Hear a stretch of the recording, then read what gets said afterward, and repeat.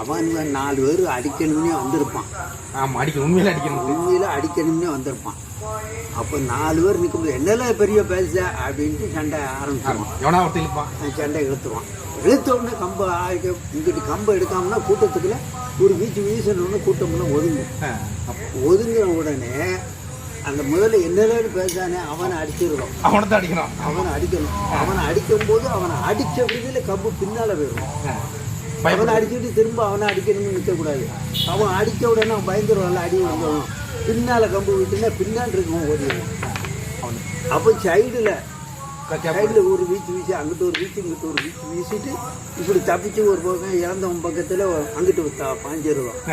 பாஞ்சவொடனே ஓடிட்டான் எல்லாரும் மொத்தமாக இப்படித்தானே வருவாங்க. அப்போ அங்கே நின்றுட்டு நம்ம அத்தனை பேரையும் அடிக்கலாம்.